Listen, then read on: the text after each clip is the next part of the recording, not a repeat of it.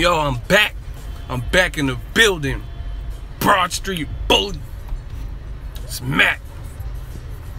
Y'all know about that old school Beanie Siegel.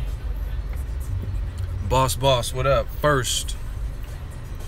Yeah, the last stream I kind of got off. It was impromptu. What's up, boss? This Wilder come out party. This is a good fight. It's not fully 100% it's boxing, but it's a good ass fight. And I don't want to hear no excuses. You can't make excuses of Wilder. He's the champion, of course. And you can't say, oh, Ortiz is too old. Ortiz can fight. I'm a fan from the UK. Shout out to the UK. Can't wait to come back.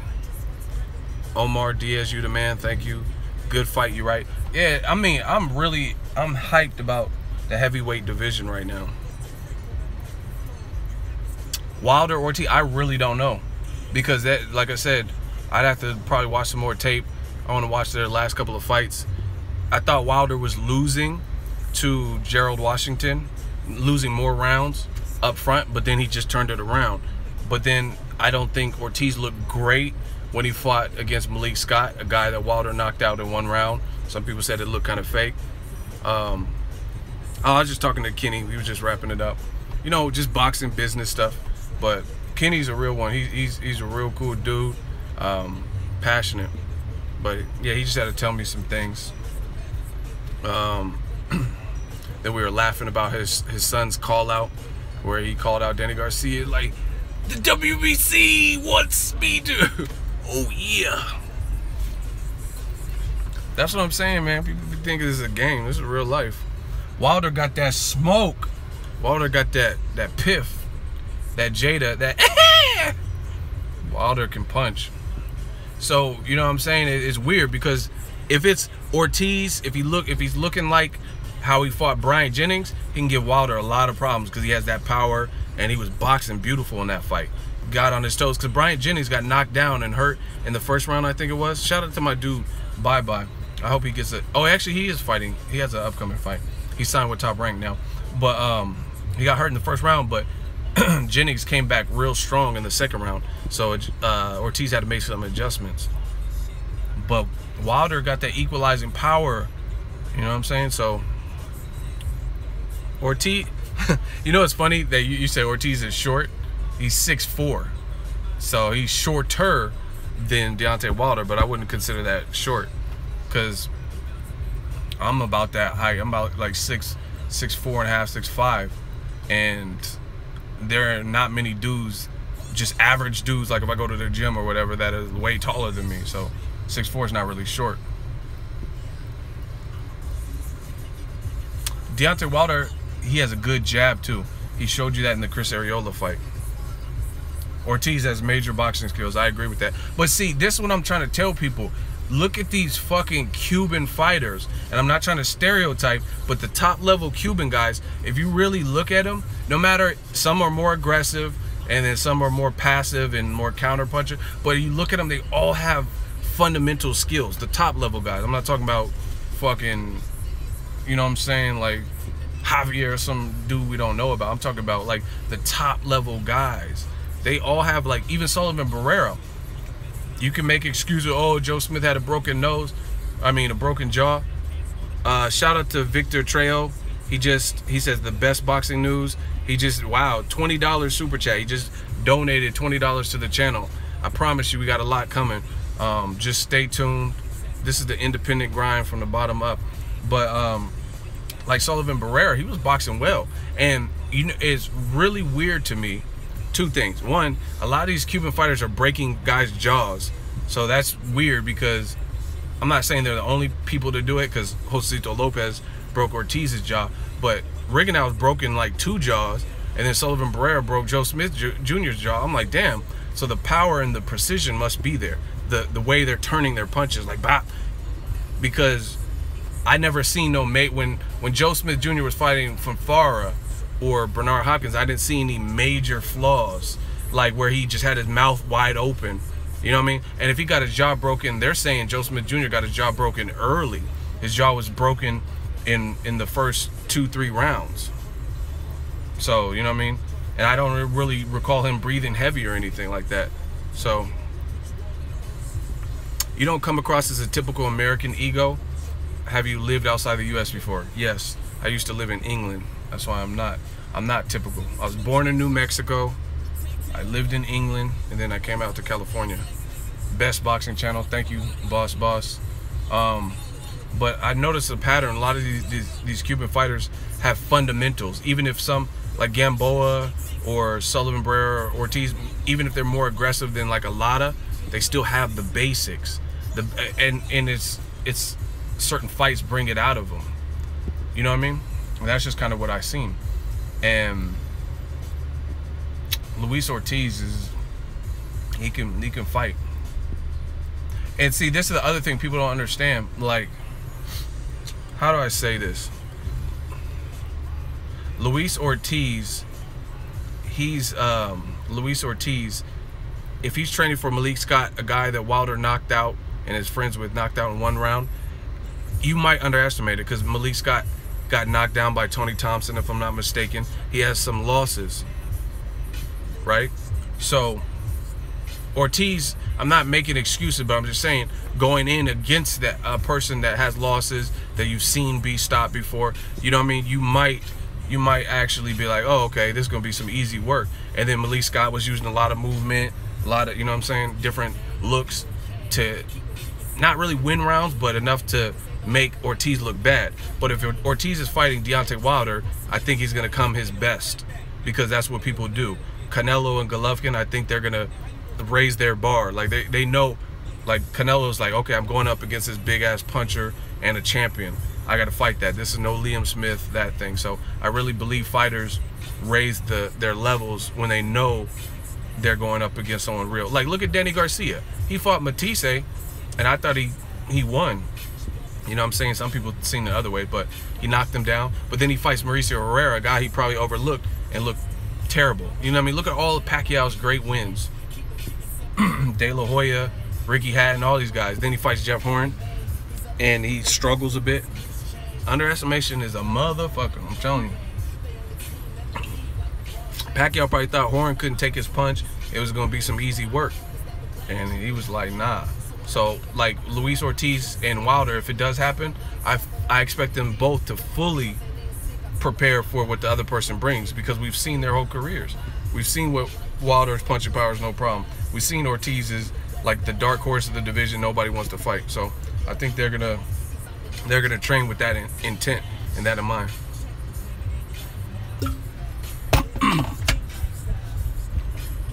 Someone said Bob Arum set up Jeff Horn and Terrence Crawford.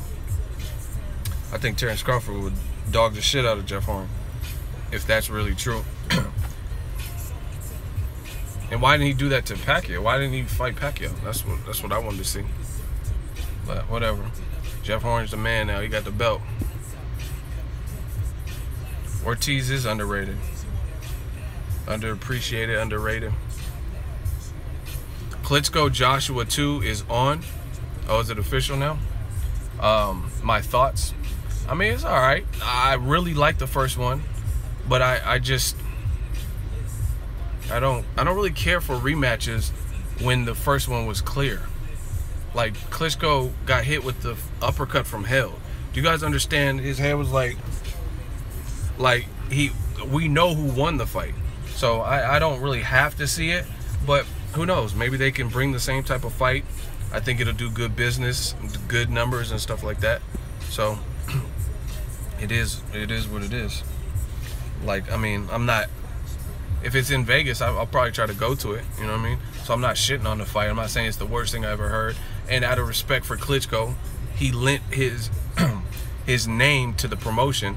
It wouldn't have did 90,000 if it wasn't Joshua Klitschko or Joshua Wilder, Joshua Tyson Fury.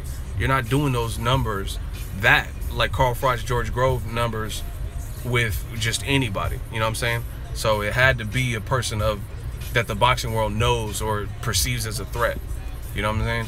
Joshua, that's why they never brought Joshua Dominique Brazil, Joshua Eric Molina. They didn't bring those fights to Wembley. They brought the Klitschko fight to Wembley because they knew they could. You know what I mean? Just simple business. So it's cool. It's a solid fight. And I mean, at the end of the day, Joshua was a beast. He struggled in there in the middle rounds, So he's still risking something. And then obviously Klitschko's risking something because he got knocked out. If Klitschko gets knocked out again, but earlier or anything like that, he should just hang him up. But maybe he feels he can do stuff differently.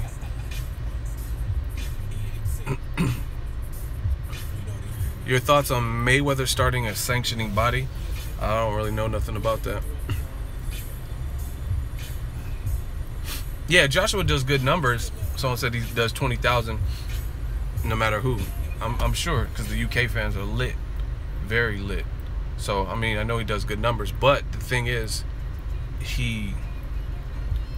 you're not going to do 90,000. 20,000 versus 90,000. You do the math. Big difference. My thoughts on Mike Venom Page? He's a beast. I like him so far. I mean, what he did to Chris Cyborg Santos's head was fucking ridiculous. Like, his skull. I mean, he's nasty. And I think he's been doing some interviews about Conor McGregor, Mayweather. I haven't really caught him, but MVP, he looks like a beast. I forgot the other dude. There's another guy from the UK that is in his division, and I want to see him fight it. I forgot the guy's name. Michael Venom Page coming to boxing? I never heard that. He looks like he has the frame. I mean, he has power, so he probably could do it. I don't know. Someone said dentist shit. I don't know. I don't know if his boxing background, to be honest, to know how he would fare. Eubanks versus Triple G. I'm not really worried about that because I think Eubanks, they kind of had opportunity to fight Triple G, and they moved up to 68.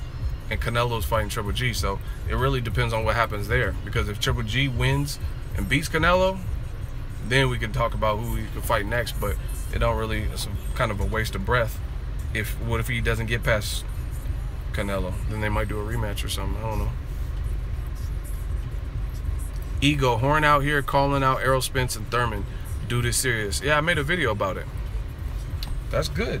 And see, I had Pacquiao winning, but again, I never went back and watched the fight. But the good thing I like about Jeff Horn winning is his mentality.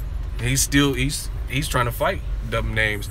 Who's called out Errol Spence other than Jeff Horn? You let a guy who just got a title on ESPN a couple weeks ago, you know what I'm saying? And he's the first one to really step up. Like, I'll take the Errol Spence challenge. So props to him for that. I'm not gonna knock. Like, I don't know if people thought I was gonna say something funny or sarcastic, but do I think he'll beat Spence? Absolutely not. But I mean, I give him credit for calling him out. That's what boxing needs. You get a championship, you know what I mean? Maybe take a tune-up fight. But if you feel in your heart you're ready for whoever, then shit, I ain't gonna hold you back. I ain't gonna be like, no, don't fight Errol Spence. Errol Spence said he's food and he's calling Errol out. Why would I not want to see it? Gerald Miller or Dillian White? That boxing is lit because that's a toss-up. Shout out to B. Pauly. He just donated $10 to the movement. It says ego is the truth, respect, and I appreciate that. I respect you guys, and that's why I came back, because Kenny Porter called me, so I just wanted to get back on the horn because I ended super abruptly. So just, yeah, keep tuning in, man. I was sick the last couple of days. I'm feeling better the last two. That's why you've seen the content. I'm getting back into my groove. I'm about to link up with Troy King probably tomorrow, so check back on the channel tomorrow. If you want some live stream, we can do whatever, you know what I mean? Live stream. I might just do videos. Yeah, I'm feeling better. I had to drink a lot of water. That's why I didn't go to Los Angeles, for those that were wondering. Because I don't miss boxing trips. I'm so glad though, because sometimes when I pay for these boxing trips, I don't get insurance on the flight or nothing like that. When I do Southwest, it's not a problem. But some of the other airlines, if you don't get trip insurance, then you pretty much you're fucked. So I'm glad I actually didn't. It was like a last-minute trip, and I didn't end up paying or losing any money on a hotel or nothing. So that was good. I just didn't go.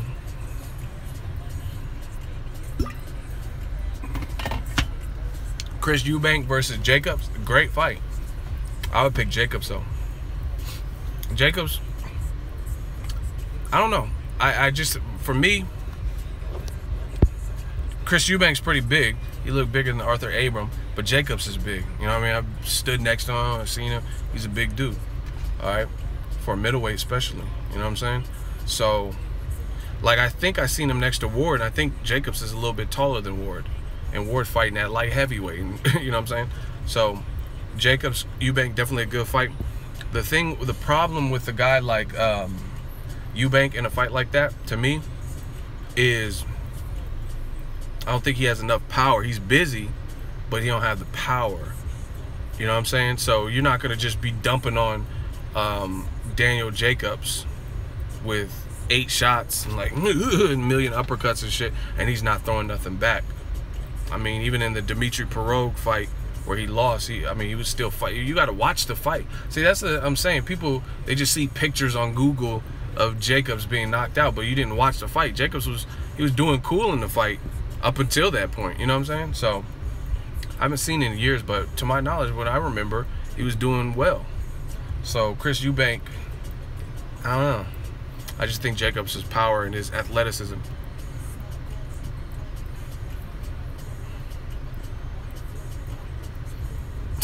Someone said ES News asks who wins, Prime Mike Tyson or Nate Diaz. I'm not answering that, but that's funny.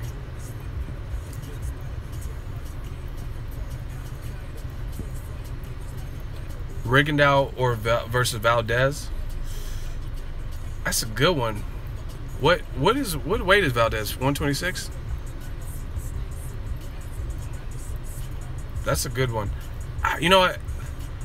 I don't really see no one beating Rigondeaux at 122, 126. I think he would have more problems at 130 just because the guys are like significantly bigger. Someone said, who's too small? You're saying Rigondeaux's too small? Rigondeaux fought a featherweight when he fought Amagasa. Amagasa was a featherweight. And he's bigger than Oscar Valdez. He looked like he almost 6 feet tall. And he beat the fuck out of that guy. He had they're doing the post-fight interview and the Magasa's face looked like this. He was a featherweight. Everyone, Chucky Flores looks like a featherweight. Everyone Rigondeaux fights is way bigger than him. Nonito fucking Donaire moved up to featherweight right after and actually had some, I think he beat Siempre Vecheca. He hurt Nicholas Walters, but he got stopped in that fight. You know what I mean? Donaire was big, so I mean, realistically, Oscar Valdez, is Oscar Valdez mad bigger than Nonito Donaire? You know what I'm saying? But shout out to Oscar. He follows me on Instagram, I believe. I don't really see people beating Rigondeaux at 122, 126. I think the biggest threat for him will be Lomachenko at 130.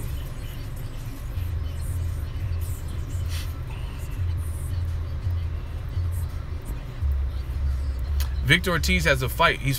I don't really like the fight, but I mean, I understand it. He's been out of the ring so long. Who did Victor-Ortiz last fight? Was it Berto? But anyway, he's fighting Saul Corral, the guy that Josito Lopez just fought and beat. I'd rather see a Josito Lopez rematch, but that wouldn't be good for Ortiz's career if he were to lose to Josito again. Lomachenko is a very good fighter.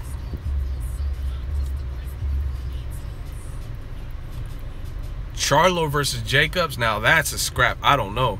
I don't know who would win that. I'm gonna do a video about Charlo, but he looks in shape. He's a big dude and he's strong. He could be aggressive. He's more aggressive than his brother, I would say. But shit, Jermell shut people up too. People thought that Charles Hatley, he's gonna get you.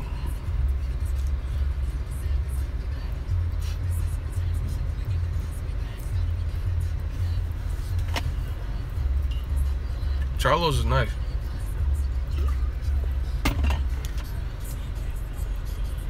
See, and the thing is, I've watched the Charlos for a while, and a lot of I forgot the guy he fought. He fought like Nikolai, some guy, and he beat the shit out of him and stopped him. That was cool, but I wasn't super impressed with that because I didn't even know who that guy was. You know what I'm saying? But as time went on, they start fighting better names. Like Jermell beat John Jackson. I covered that fight live. That was a good one. Charlo beat Austin Trout. Then he beat Julian J. Rock Williams. The other one beat Vanes Matarosen. You know what I'm saying? So they've been stepping it up. Charles Hatley. I was really impressed with the J. Rock win. Twin shit is always marketable. Sister. Do I have a Volvo? Do they even make those anymore? No, I don't have no Volvo. What the fuck? Canelo and Spence. That ain't gonna happen. Canelo. And see, I don't like talking too much about these stuff because Canelo has a dangerous fight in front of him. And then Spence is at 147, just won a title. And Canelo just fought at 164.5, is moving to 160. So, I mean, it's not really even worth a conversation. Who signed with?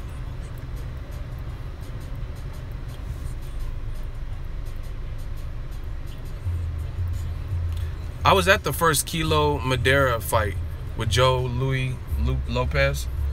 That was a good ass fight. That was probably the bloodiest fight I've ever covered. It might even be the bloodiest fight I've ever seen. Like, y'all gotta go watch that. Go YouTube it and see if it's on there, right? Watch that fight. That was a good ass fight. It was a war. There was a personal battle going on. There was emotion. And the guy next to me, he was in charge with, I forgot who it was, Univision or something. He was the cable wrangler or some shit. So in between rounds, he just sit there. He had blood on his glasses from the fight and on his arm and shit. I was like, damn, from blood squirting out. He was getting fucked up. It was a Top Rank card, yes. He signed a Top Rank, yes. Yeah, Top Rank might have it on their website. I don't know. It actually, shout out to my dude that works for Top Rank, Mikey Williams. He had some dope ass pictures from that fight, and I think they might have even won an award for that, like for the pictures. Like they do like best boxing photos of the year or something. I think he might have even won an award for one of those photos. Lotta Monroe doesn't make sense. Monroe's fighting Billy Joe Saunders. He has to. Tank is a beast. I really like Tank. And see, this is the thing. Some of y'all don't really get it, but I don't just because I know a fighter personally or whatever. I got Tank's phone number right now, but it's not even about that because before that even happened, I had to watch and study Tank first because when I first started seeing him when he was 14-0 and stuff, I was like, oh, the dude. I thought he was just a straight brawler. You know what I'm saying? So I was like, I got to see a little bit more. How's he gonna look when he step up? But that Jose Pedraza. That fight put him on the map because he showed in that fight he could be composed, he could have patience, the power didn't go nowhere, and he could be aggressive when he wants. Then you watch even the Liam Walsh fight, another taller guy. He was jabbing him to precision in those first 2 rounds, stayed patient, which was very smart. So he has an educated brain because Liam Walsh, he's like an unknown, he's like a Jeff Horn. He could have been, you know what I'm saying? Unknown commodity. Who the fuck is that? Liam Walsh, Walsh brothers, okay. But his record indicated he had punching power and he was visibly taller than Tank Davis, and Tank Davis broke him down. He stayed patient but was outworking him in the first 2 rounds, and then as soon as he's like, oh, this is all he got? Okay. Then he opened up in that 3rd round and he go watch that fight again. Tank hit that boy so fucking hard. He hit Liam Walsh so hard that the ref was like, okay, and start doing the count, and the ref was like showing him how to fight. He was like, put your hands back up. The guy was like, Walsh wasn't even putting his hands back up. He was just so rattled, he didn't even know where the fuck he was at or something. He was like, okay, put your hands up like this. He had to show him how to fight again. Like, damn. Go watch the fight. I'm not making this up. Liam Walsh, after he got knocked down, Tank hit him, and then he hit him like as he was falling, and then the ref got up. He was like, okay, 1, 2, and then Liam Walsh was just like standing there like he's just waiting in line for a prescription at the pharmacy, and then the ref was like this, and he showed him how to put his dukes up like that. Damn, that's weird. So Tank's power must be real.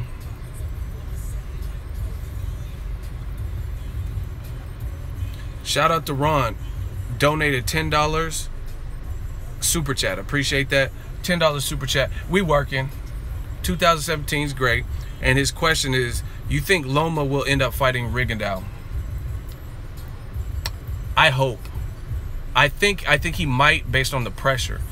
They keep saying stuff like, oh, me personally, I don't like when fighters say, he needs me, I don't need him. unless maybe you're Floyd Mayweather, and the only reason that he gets a special privilege is because he's been in the game for 20 years, and everybody knows if you fight Floyd, you're getting probably a career high payday, definitely career high exposure. Lomachenko has 9 fights, so I'm not really trying to hear, oh, he needs me way more than him. Like, you only have 9 fights. You know what I'm saying? Like, how you... That doesn't sound the same. Like, but like I said, with Floyd, it's a little bit different because everybody, like Maidana got Floyd paydays and then said, bye, bitches. You know what I'm saying? So it's different when you fight Floyd.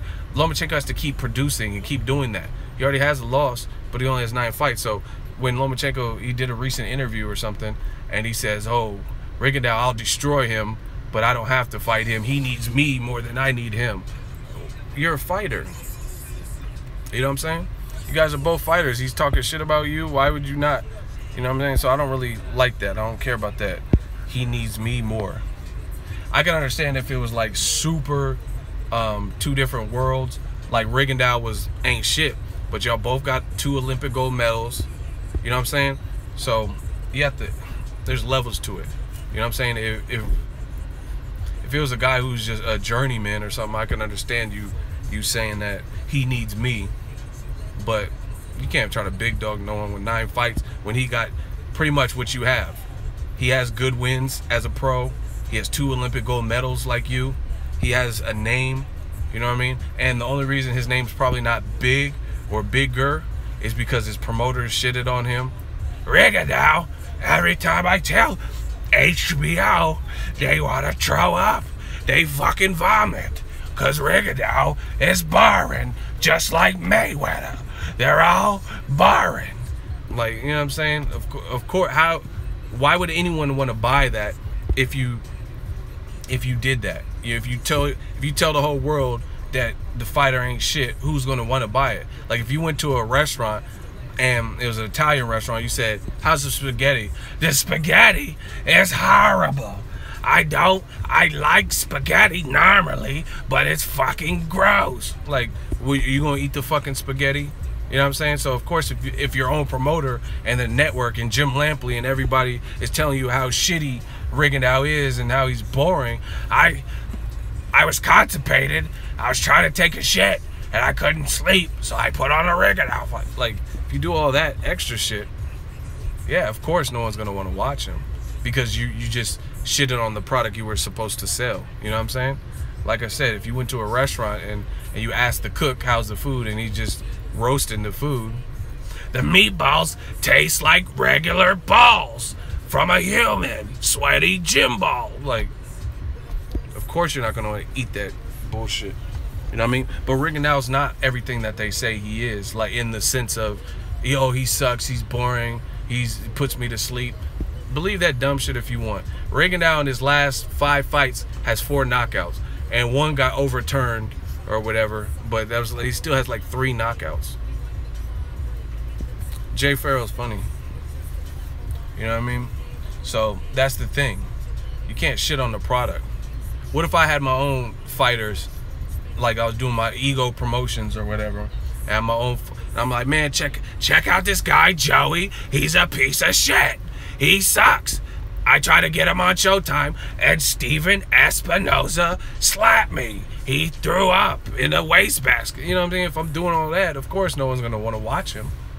It's common fucking sense. But Rigondeaux, like I said, he's not Dan Rayfield and all them motherfuckers. Oh, he's so boring. He's boring to you because he's probably mopping up the fighters that you want, or he's a threat to the fighters you want to see do good. Shout out to Askia Hussein. $10 super chat donation. We working. And it says, does Broner fight Crawford if he beats Mikey Garcia? And does Crawford stay at 140 for the fight if he unifies? No. I think the Broner-Crawford fight probably won't happen. They were just together training, so I think they're probably somewhat cool. I really see a future fight. I see Broner probably... Someone said I'm in a rental. That's what's up. So I'm in front of my crib with a rental, and it's the same rental every time I live stream. But for sure, you dummy. I don't think Broner will fight Crawford. I don't know. I just think Top Rank and then the Al Heyman situation, I just don't see it coming off. I see if Broner gets past Mikey Garcia, I see Danny Garcia maybe. I see him fighting maybe Danny Garcia, Sean Porter winner if they fight. Maybe fighting Omar Figueroa, who just knocked out Robert Guerrero. That's what I see. That's just my honest opinion. Motherfuckers just be hating. He's in a rental. I'm in the same exact rental. I must add this bitch for when I see Troy King, when I every single stream. That's funny.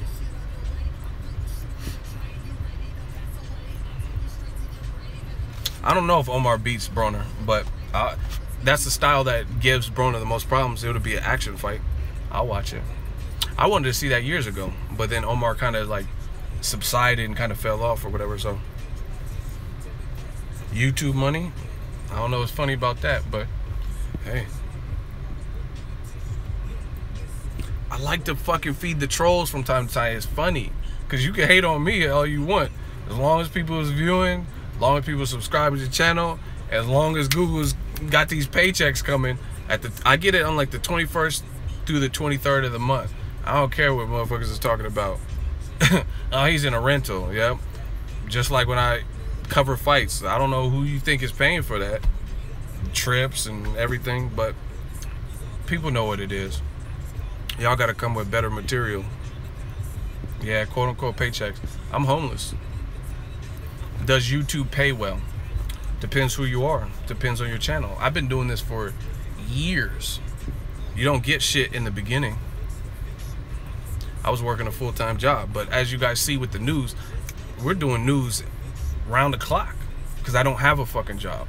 I wake up when I want, do videos when I want. Someone said let them hate. Of course. Banks said go ahead, switch the style up. If niggas hate to let her hate, watch the money pile up. But YouTube, I mean, it depends. It depends where you're at. If you just start, you're not going to just immediately see dividends. It's not how it works. But that's the same thing with being a boxer. Broner, he was, back when he was fighting Eloy Perez, he wasn't getting the paychecks he's getting now, but he talked his way up and he fought his way up, and now, you know what I'm saying?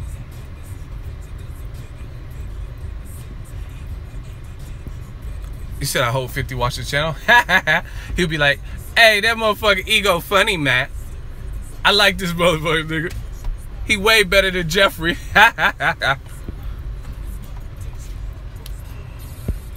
Do you like hockey? Nah, I'm not a diehard hockey fan, but I like the San Jose Sharks. You know what I mean? Keep it Bay Area. Keep it cracking.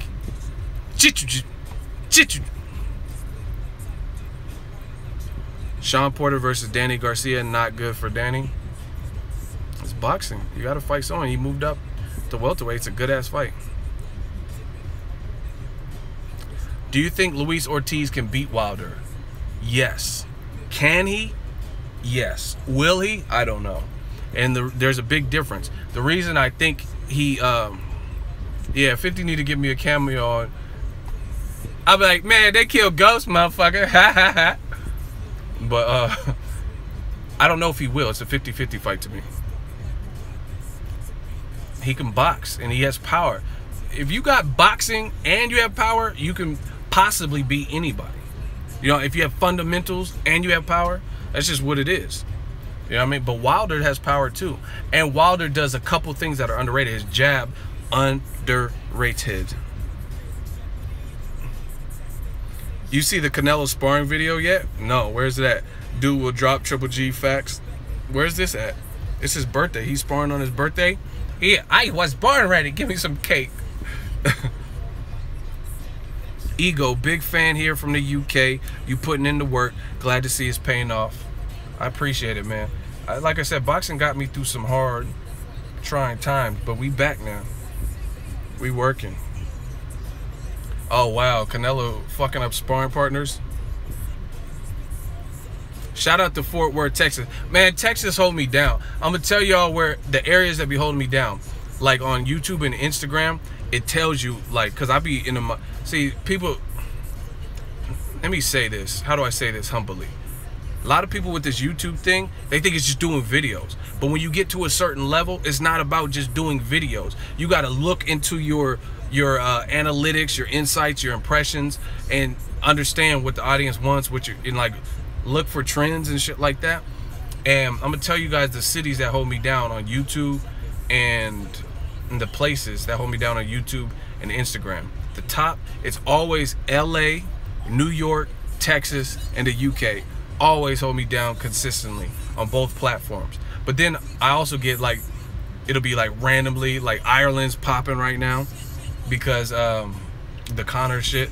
So I know a lot of motherfuckers probably like, you'll do fucking nothing. Let me see what this Boxingego fellow is talking about, right? The Philippines, I get a lot of traffic there. I get Brazil too.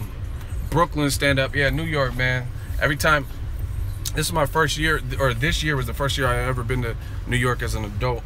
Like just went there. And they showed me love, man. I appreciate it. Minnesota, shout out to y'all. I'm a Viking like Minnesota. I need to drink a soda. I'm kind of thirsty. Massachusetts, I've been to Boston. I was at you guys say it weird, Worcester. Worcestershire. I don't know how y'all say it. Shout out to Montreal, Brooklyn. New York got some of my favorite rappers. Ego is the Mayweather boxing channel's hard work, dedication. Easy work. Victor-Ortiz, he said in the Maidana fight that, oh, I just wasn't myself that night. I really wasn't there. Oh, you was there. You was there, motherfucker. You was there getting your ass beat. Easy work. You ain't gonna do shit. Northern Ireland, what up? Compton Fool, CPT, Hub City. I see all y'all. Mexico, we watching. Mexico always hold it down too. That's another one I forgot to say. Detroit, shout out to the D. It's cold in the D. Wilder kills Ortiz. Yeah, I don't know about kill, because sometimes Wilder, like the fight with Spilka and the Gerald Washington, he gave up some early rounds. I don't know if it was back-to-back rounds, but his opponents were doing good in those early rounds. You know what I'm saying? Montreal, the fight city, bro, come up. Yeah, I got to get my passport sorted. I definitely want to go out to Canada. Definitely. I hope David Lemieux fights like Daniel Jacobs or something in Canada. I would love that. Something like that. That would be great. Or if Adonis Stevenson actually fights somebody. You know what I mean? I thought I just seen someone crash. The fuck was that? Brother, you got me back watching boxing. Good, man. Boxing, it's on a tear right now. We got a lot of good stuff going. It's keeping me busy for sure. I remember certain years where covering boxing were kind of shitty. Even 2016, I didn't realize it until after. You know what I mean? Floyd didn't fight. The biggest star in the sport was Canelo, and people didn't even want to see the fights he was in because he fought Amir Khan and Liam Smith. Golovkin was trying to get Canelo, couldn't get him, so he had to fight Dominique Wade and whoever else he fought. Make sure you guys hit the like button too on the live streams, not just on the regular videos. Y'all always show love on the regular videos, but y'all gotta show it on the live streams too. The more likes on the live stream, the more it gets broadcasted, the more people share it, and the more often I'll do it. You know what I'm saying? So like. Everyone just quick to jump up and type their comment, and then I get more likes on the replay than I do during the video. So what do I think about the Mayweather McGregor fight? Listen, boxing, this is my honest opinion. Do I think it'll be competitive? I don't know. I don't know how competitive it'll be. Am I picking Conor McGregor? Absolutely not. I think it's an event. I think it's a spectacle. And I think curiosity, the press tour and all that shit has gotten people's curiosity. Therefore, I think it has the potential to even definitely beat Canelo Golovkin numbers. And I'm not saying Canelo Golovkin's a worse fight. I'm just talking about pure fights. And to create and to leap over with the viewership and the pay-per-view buys, it requires casuals, and this fight has a lot of casuals. Do you understand how many people like, oh, you'll fucking do nothing, and then people are tripping in these comment sections? It's like some gang war, right? So I think it'll do good numbers. It can even beat Mayweather Pacquiao. But boxing in 2017 has already been such a great year. So it's really just addition. You know what I mean? Because most likely, if Floyd beats Conor, he said he's retiring. This is his last fight. He can't do these training camps no more, right? And Conor's going to go back to UFC. So it is what it is. It's not going to ruin my year. No fight. That's like Kodo Kamagai. I don't really give a fuck about that fight, to be honest. But at the end of the day, it's not going to ruin the year. I'm not going to be like, oh, I forgot about Joshua Klitschko 2, Wilder-Ortiz, Danny Garcia possibly fighting Sean Porter, Berto and Andre Berto and Porter, and Errol Spence and Kell Brook.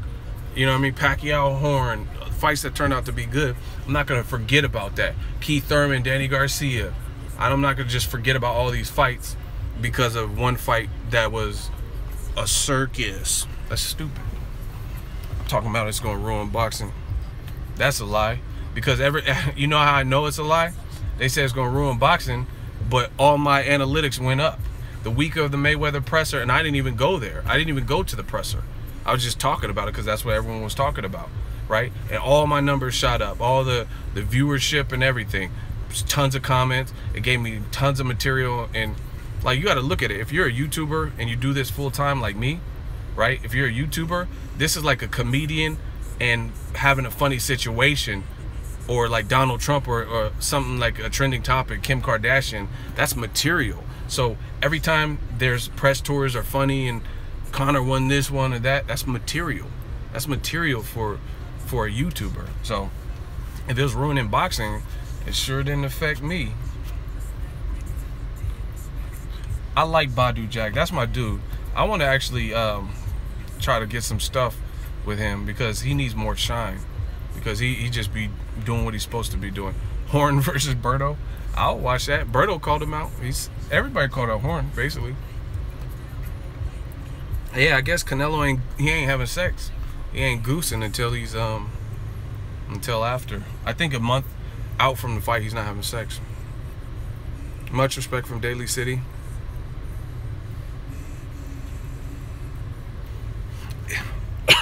Question is, if Canelo was treated as a young up-and-coming prospect instead of megastar at such a young age, he would be getting more respect. What do you think? Bottom line, motherfuckers just hate on Canelo. And I understand a degree, but I am not a hater. Like, when Canelo, when he was coming up, he was getting spoon-fed. I really felt that. I felt he was fighting a lot of smaller guys. Golden Boy was telling us how great he was, but they weren't showing us by putting him in there with guys that we thought were real good tests. But beyond that, ever since Austin Trout, Canelo, his career has been on and popping. He's fought good names. Win, lose, or draw, he's fought good names. And he's developed as a fighter. After the Mayweather fight, there's no one that can convince me that he has not improved, right? Maybe he learned, maybe just didn't like the feeling of losing. I thought Lada beat him, but that's one fight. And Lada didn't do himself any favors by being so evasive towards the end when Canelo picked up the pace. Because you have to think of a fight in a 12-rounder. If you did great in the first 4 rounds or 5 rounds, and then the other person's winning the last 5 or 6 rounds or whatever, then that's might be fresher in their mind. So it was a close fight. I got to watch it again, but I had a lot of winning 1 or 2 rounds. But he gave up rounds by not taking some offensive stance. Like, you look at Andre Ward. Andre Ward, when Kovalev hit him with, I was at both fights, when Ward fought Kovalev and Kovalev would hit him with mean shots, Ward would immediately suppress that attack and then land 2 or 3 punches. Like, okay, you landed a good ass jab, bop, bop, bop, bop, bop, bop, bop, bop. I'm loving it. Lada doesn't really do that. Canelo was landing some sick ass body shots, like pop, pop, and then Lada would like retreat and create space. So to a degree, he kind of creates that. His style creates that problem more than like Ward, because Ward, he'll take your shine away from you. You know what I'm saying? Kovalev landed some cool shit, and then Ward would immediately fire back and get some good shit in. You know what I mean? Lada didn't really do that, so it's up to interpretation. But Canelo definitely improved since that, for sure.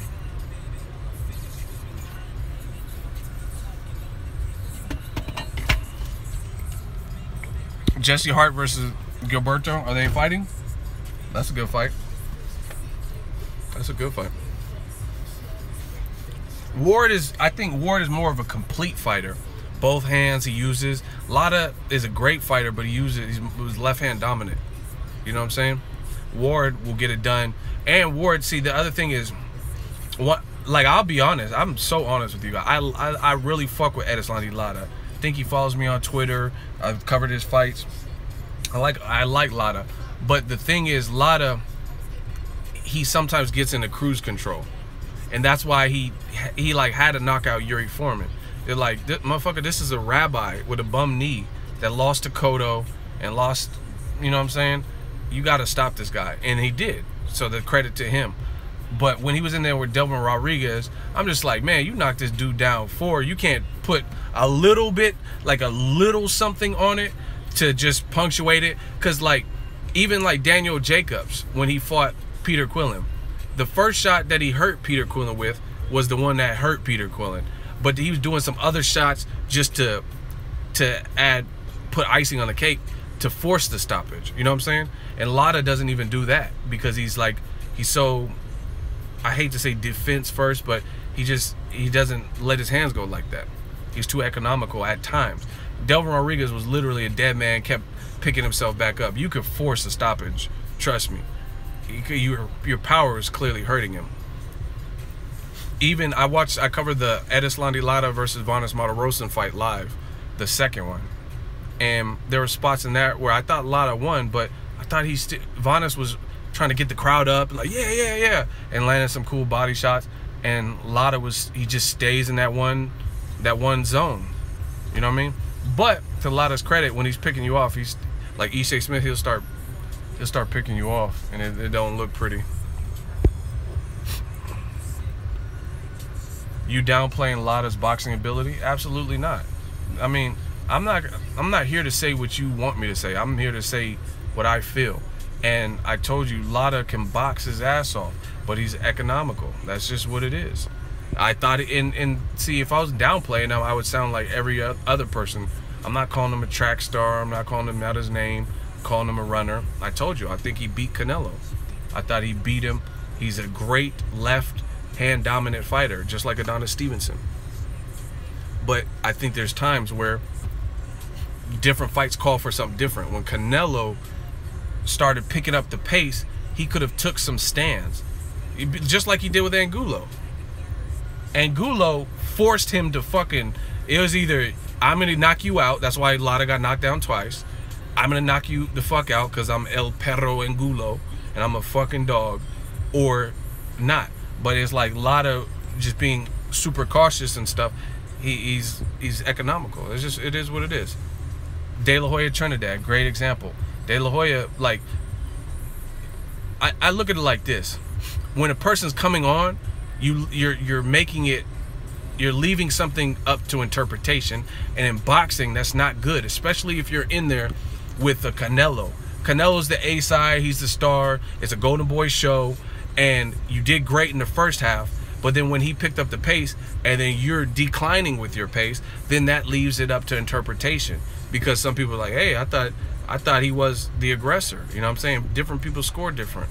So Lara, I'm saying, if he wants to be more definitive and make certain wins distinctive, he could be like Rigondeaux. Rigondeaux, tell me one fight where Rigondeaux that went rounds where Rigondeaux didn't do better in the end of it.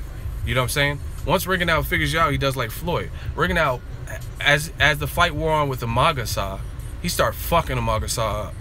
Or the Donaire fight. Do you understand? Donaire was like, he was like moonwalking backwards, holding his eye. Lara built that comfy lead, outboxing and beating Canelo up early. And then Canelo's like, fuck this, and went for broke. And then he, you know what I'm saying, he still kept it at that same. Andre Ward doesn't even do that. Like, Floyd don't do it. Andre Ward doesn't do it. So it just depends on the fight. Different fights call for something different. Ward is the king of get back. Yes, that's what I'm saying. I was at both Kovalev fights, front and center, bow. And he'll suppress your moment just like that.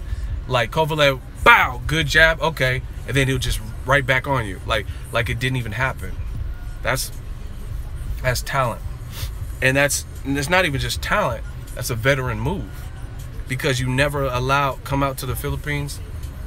It's probably cracking out there. They probably got some good ass food. That's a veteran move, and it's smart as hell, because at the end of the day, it breaks down your opponent, because your opponent can never get too comfortable. He's like okay, say Kovalev hits Ward, bow, good ass jab. He knows he hit you with a good jab. He can see your body language, see your head jerk back. But if he hits you with a jab and then bow gets hit 2 or 3 times, then you can't really get confident from that. So it breaks down your opponent mentally. You know what I mean? Because if Kovalev just hit him with a jab, bop, and then you just reset and then create space, then he knows he got that one off. But if someone gets something off and then you get off on them, then that's different. How can you? It's a constant tug of war, a constant seesaw battle. So you're never really at the top, because as soon as you're at the top of the seesaw, he hits you with a shot and then it changes. You know what I'm saying? Tank Davis overrated? I mean, I don't think that, but that's your opinion. Paulie is whose best win?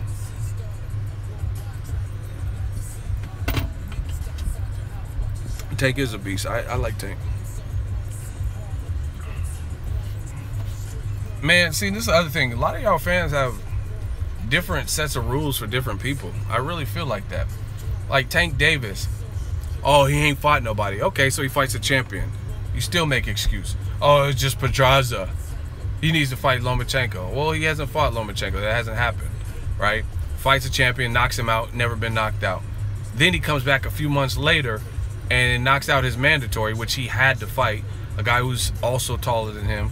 And now he's going to fight again a 3rd time, and y'all still have a problem with that. But when Triple G was fighting 3 times against the same level of opposition in his division or worse, then you're like, oh, but Triple G's active. Hardcore rapper, but he's active. You know what I'm saying? So it's just like, keep it consistent. Triple G pre-Kell Brook, who was he really fighting? You know what I'm saying? Do you like the activity, or is it quality versus quantity? You know what I'm saying? Tank, and the biggest difference in that is this. Tank Davis like 22. Triple G just turned 35. You know what I'm saying? Tank has plenty of years to fight the Lomachenkos and keep building and developing his style. Triple G talking about, I might fight Canelo and retire. Put that in your pipe and smoke it. You dig? He won a hometown split decision. Who? Triple G could fight. He's a good fighter.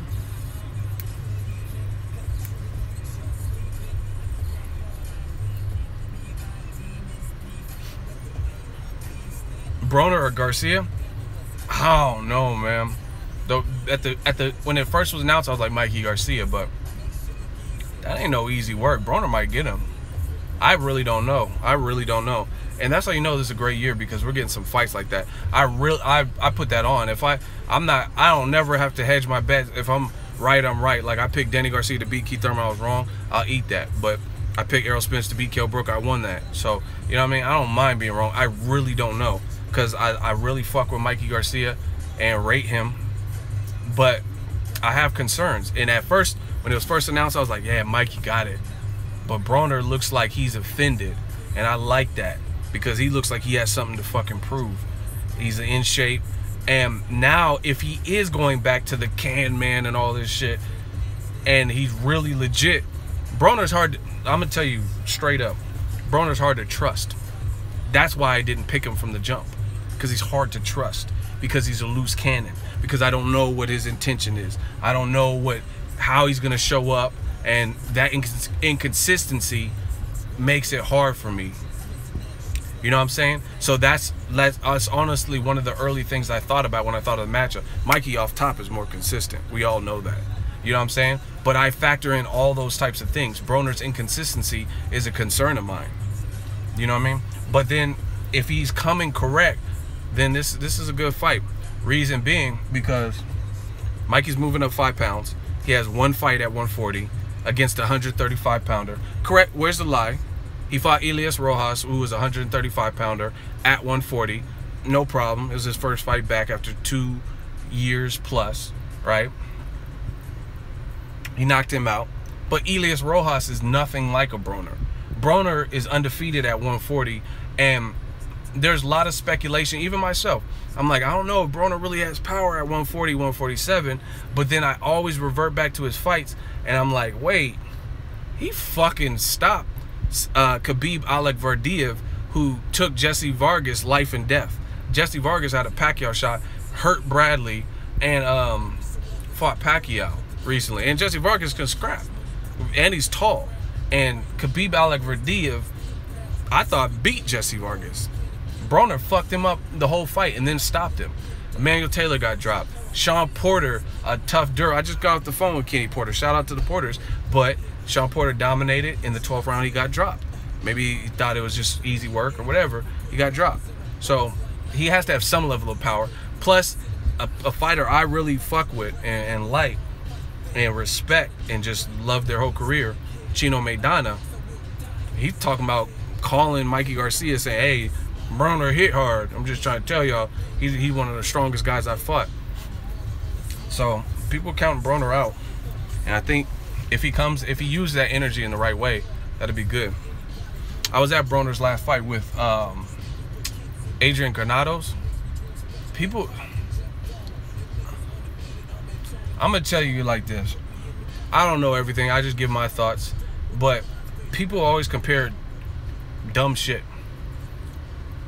People are comparing like Adrian Granados to Mikey Garcia, but I don't really see a correlation. I think Adrian Granados, one, is taller than Mikey Garcia, if I'm not mistaken. He's taller. He seems more athletic to me. He's in shape. And more importantly, he's fought at like 147, 150-ish, right? Broner hasn't. I mean, Mikey Garcia hasn't.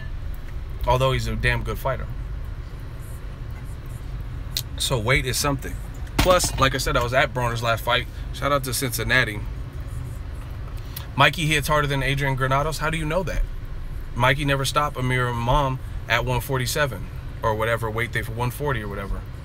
He never stopped anyone as good as Imam at 140. The person he stopped was Elias Rojas, who I just told you was a 135-pounder. These are facts. You know what I mean? But a lot of people base, and Dejas Latitian can punch, but he didn't have crazy hitters on his resume. He had like Ricky Burns and stuff like that. So I'm not saying Mikey won't win. I don't know. I don't know. But the more I think about it, it's a compelling fight because I've never seen Broner lose to a guy who was much smaller than him. Like, you know what I mean? Or was in the lighter division moving up type of shit. And like I said, people want to compare Adrian Granados. One, I was at that fight, and Broner immediately revealed that he hurt his hand, had a fractured hand.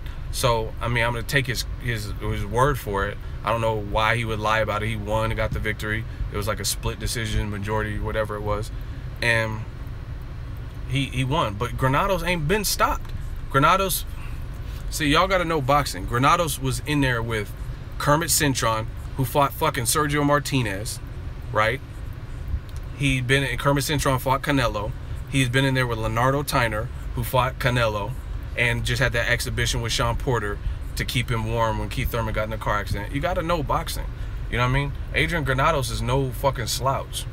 Like, he's just new to this. And he's never been stopped. And he's fought at welterweight. And I think he might have even fought higher, like catch weights of 150 or some shit. Garcia never fought at, no, that I remember. And I'm not talking about in the gym. I'm talking about pro fights. I don't remember Mikey Garcia fighting at like 147 or 150. So, it's a good fight, though. Berchelt Loma. Because Berchelt was having some issue with Takashi Miura, who's exceptionally a one-handed fighter.